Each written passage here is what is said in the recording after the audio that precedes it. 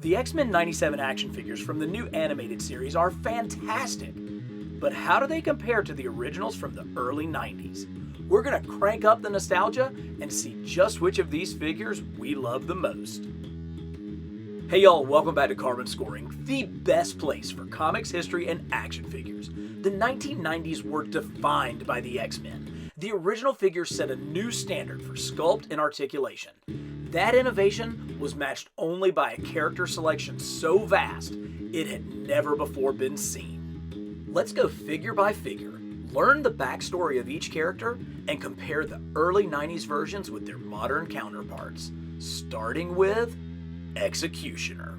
Carl Denty was a former FBI agent obsessed with hunting down mutants accused of killing humans. He used alien technology assembled from the X-Men foes in his quest to provide lethal justice. First appearing in Uncanny X-Men Annual 17, he looks to play a crucial role in the new animated series. This Executioner figure came out in the 1995 Mutant Genesis line, and it is like it stepped directly off the comic page. It's got all the different colors, it's got all those little 90s bits with the grenades and the pouches and the armor. It even has some soft goods with this really cool, I don't know if that's like a phoenix or bird type of thing on here. I love the fact that you can take the mask off and see the character underneath. He almost looks like a knight like this, but you put it back on and he comes with his different weapons and they snap right onto his back. So you can pop that off and then it fits nicely right into his hand. And because this is the 90s, you're going to get a play feature. So you kind of hit that button and it'll swing right around. It's so cool. This one just really struck me as being really, really good looking. And this wasn't a figure that I had ever heard of, and it's certainly not one that I bought back in the day.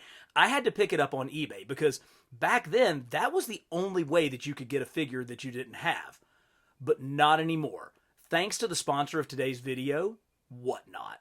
Whatnot takes the best of eBay, but makes it fun, fast, and interactive. There are tons of live action figure auctions going on right now. Just open the app, click action figures, and boom, you're in a live auction where you can see the item you want to bid on and ask the seller questions in real time. And with one click, get exactly what you're looking for. I'll be doing my first live stream in early April, and then I'm participating in WhatNotCon from April 11th through the 13th. Use the link below to sign up and follow me. Just by doing that, you can get $10 off your first purchase. That's basically like getting a free action figure. Maybe even this one. But as good as this one was, we have a contender. Here's the X-Men 97 version. Ooh, a little bit toned down, not as much of the greens and the different colors, the yellows, but it still has that distinctive head. And this head is on a really cool ball joint, so you can get him into some pretty awesome poses. Plus, he's got that ball at the waist, which really does help to get into some great kind of action dynamic shots. He doesn't have the soft goods, but his belt has this Friends of Humanity buckle on it. Sweet. And it looks like the Hasbro Marvel Legends team took a little bit of a instruction from the G.I. Joe Classified team because he can hold all of his weapons on the figure. And of course, he comes with these high-tech guns that fit exactly what he was doing. The staffs that we saw with the 95 figure come right off and they fit on. And he's got this crazy cannon that I can't wait to see on the animated series that just fits right over his hand. So this is one that I'm actually probably the most excited about because it's somebody that I just don't know much about. And I can't wait to see where they take this character.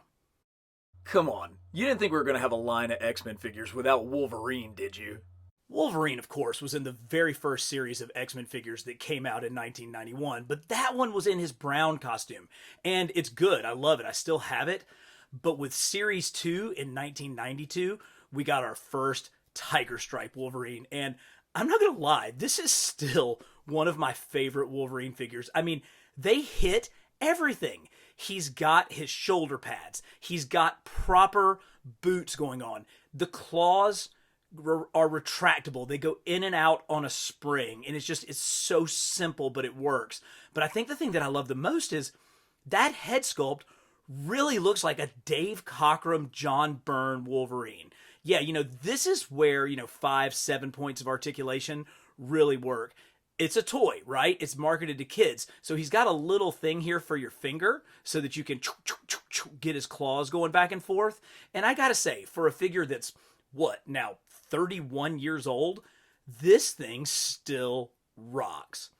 But it may not rock quite as much as the new X-Men 97 Wolverine.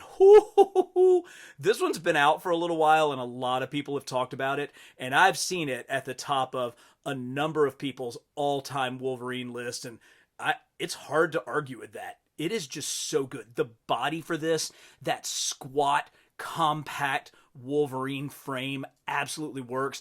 I like the mask. I like how it's kind of the bigger flare coming out on his mask. That gives it a little bit more of an animated style. But the articulation is so great. These butterflies come way back. I mean, way back.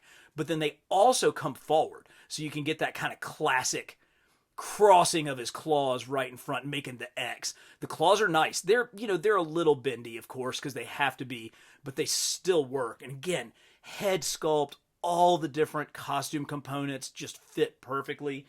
And of course, we get a bonus Logan head that is strong. It's a nice mix between a comic look and the cartoon look. But, for all of those who are saying, yeah, this is my new favorite Wolverine figure, yeah, I totally get that. Next up is the X-Men's long-standing leader, Cyclops. Cyclops, of course, was one of the original X-Men created by Jack Kirby and Stan Lee all the way back in 1963, 1964. So, of course, he appeared in the very first series of X-Men figures in 1991. And this is my Cyclops that I got back then, and he still works. That battery still works. It's unbelievable. Now, this Cyclops is wearing the uniform that he was wearing at the time because he was a member of X Factor. So this is actually his X Factor uniform with the white stripe going across and the big X motif. It wasn't until Series 5 in 1993 that we got a proper Jim Lee Cyclops. Now you can see he's a little bit broader across his chest, and that's because he has larger batteries in the back. And I tried, guys. I actually went out and bought new batteries and replaced them, but still nothing on this. But his eyes light up. This has really become Cyclops' iconic look, this Jim Lee look with the hair open, with the Y strap going across. I mean, this is really what most people think of Cyclops. It came from Jim Lee. It's very 90s with the pouches, but it was the animated series that really brought this look home. So, of course, with X-Men 97, they're coming right back to it. And what a cool looking figure. Kind of simple Marvel Legends base body, but I love the fact that all of these straps don't slide around and they fit so well. Look at that little smirk on Scott Summers' face. Really, really cool. And the articulation at the neck, again, can allow for some great range of motion. I do like that he comes with the fingers that allow it to look like he's shooting his optic blast. Speaking of his optic blast, let's pop this head off and pull out the alternative one, which pops right on and has, pops right on and has the blast effects in place. And God, that is such a good look. That is so awesome. So here is Cyclops, and this one could be your definitive new Cyclops with that optic blast. The Uncanny X-Men's first enemy, and now potentially their mentor, Magneto. Good old Magneto was the X-Men's first villain, and when I mean first, I mean first. He appeared in the very first issue of X-Men, and he also appeared in the first lineup of the toys back in 1991. Now, this figure actually has a couple of cool features. There are magnets on both of his palms, as well as right here in his chest. And he came with little magnetic metallic pieces that could go there and would stick. I do like the fact that he has a removable helmet, which I haven't lost in over 30 years. And boy, you can really see why they cast Ian McKellen just based on the sculpt of that head. But if you remember my video where I talked about the Marvel Universe Thor being the worst Marvel figure ever, and a big reason for that was the lack of cape, just look at how silly Magneto looks without a cape. Now, that was rectified pretty quickly because they kept coming up with more and more Magnetos in the line. This is a later one. He has a little bit of a pinhead, but it's a much more accurate costume, and the cape is really cool. But Magneto is one where the X-Men 97 figure is maybe the new definitive Magneto. Ooh, look at how good this thing is. He just looks so powerful. The way that the cape kind of billows up off of his shoulders, and it still has those rivets, which are such a key part of Jack Kirby's costume. Also, the openings on both the boots and the gloves really crush it. I like the shadow on the eyes of this head sculpt, and I like the fact that the helmet, even though it doesn't come off, it looks like the right size for this head. I would be incredibly happy if this were the only Magneto figure that we got in the line. Haha! But we are even luckier than that because there is a second Magneto that came in Wave 2. Now, this Magneto is based off of the look from Uncanny X-Men issue 200, where Magneto was put on trial for his crimes against humanity. And that issue actually took place in Paris. And I remember reading back then, it must have been in like Marvel Age or something, that Marvel actually flew Chris Claremont and John Romita Jr., the creative team on X-Men, to Paris to like study so that the issue was that much more accurate. Ooh, this is your long silver-haired Magneto. I'm usually not good at like identifying parts, but this is clearly the Moon Knight cape coming around with that classic kind of scalloped Moon Knight look and the big kind of scarf over the top.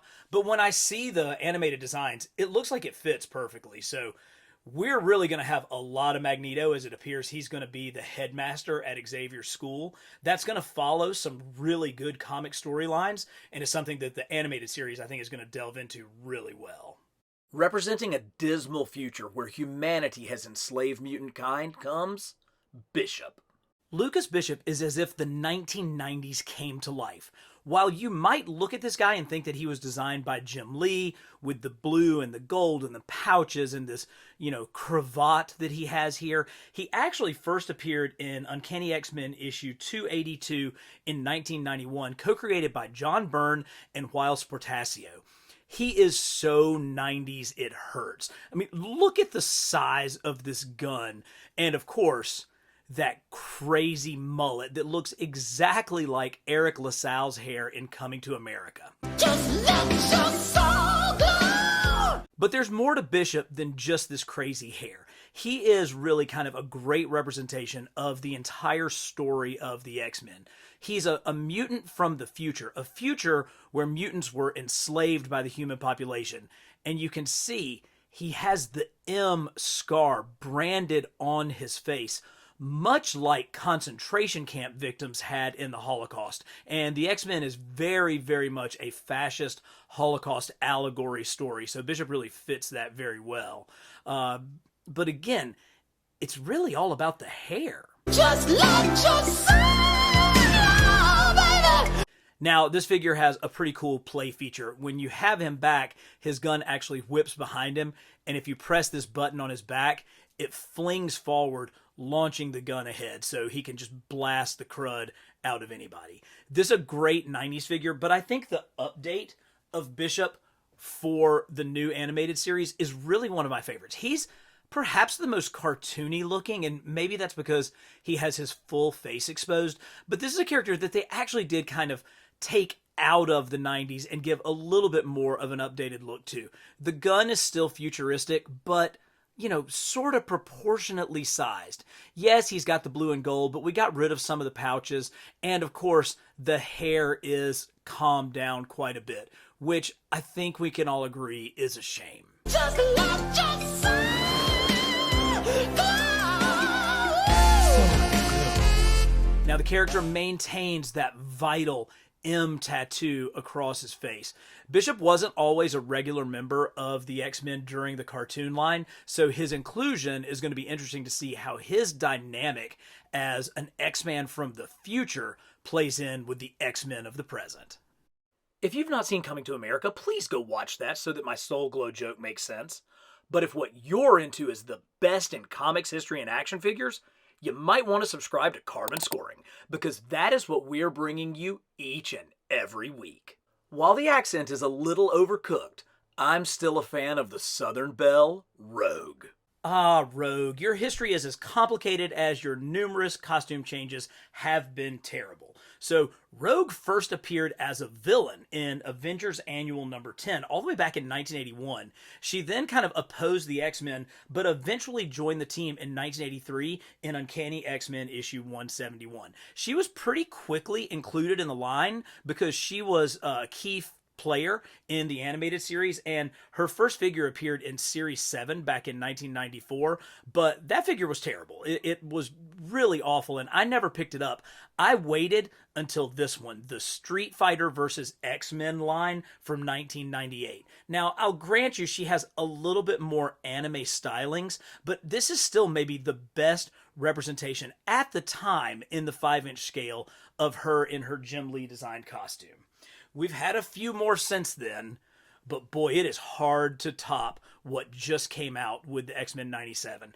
Again, classic Jim Lee look, but instead of that brown leather jacket, you get the more greenish one from the cartoon series with the rolled up sleeves. Here you can see her holding one of her gloves, but where this figure really tops out is that facial sculpt. That is so good.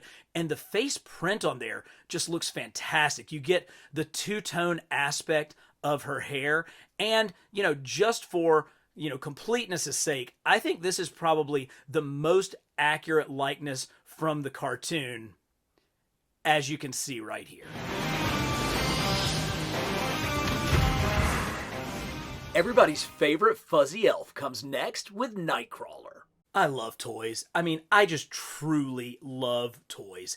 And this Nightcrawler figure from Series 1 of the X-Men from back in 1991 is the reason why. He's got that gorgeous swashbuckling Dave Cockrum design from his first appearance in Giant Size X-Men 1. But it's the play features. He's got a bendy wire tail. So good. There it is, still bending, still working 30 years later. But I love these suction cups.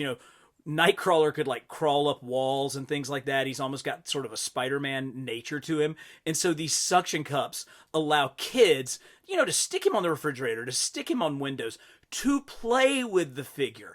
Oh, it's so good. It still has that early 90s level of articulation, but that was quickly eclipsed because in 1995, they came out with a new X-Men box set, like a giant size X-Men #1 box set. And the Nightcrawler in it really takes it to the next level. He's got ball shoulders, still has a bendy wire tail.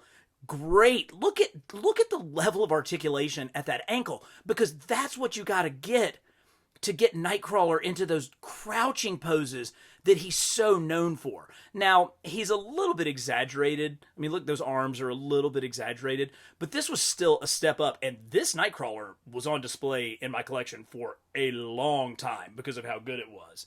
But now we come to the newest version with X-Men 97, and you can see how the smoothed out sculpture allows for him to look exactly like he appears on the screen. Still has that great articulation, much more appropriate proportions, good bend here, so you can get him to crouch. But, I love this figure. I think it's fantastic. I like the scratchy look of the animation lines, those cell lines. But I have two small complaints. One, we got a bendy wire tail 30 years ago, and then again 27 years ago, but we don't have one here. Now, it's got a good curve to it, and it does spin, so you can make it look pretty cool, but it's not bendy wire. And the second thing is, I'm always thankful when they give us an alternate head sculpt, but I really wish that they would make them more different. Kurt's like a super fun-loving guy. give us a smiling head sculpt. Or if you're going to go with a more angry head sculpt, make his mouth like fully open so that it really does look different. Those are nitpicks because this figure is great. And I love Kurt Warner, I love toys, and I love this Nightcrawler figure. Now, let's take a look at the African weather goddess, Storm. Storm is another character that appeared in that original X-Men lineup of figures in 1991, and she had the electric feature as well, where when you hit this, it would give the lightning bolt across her chest.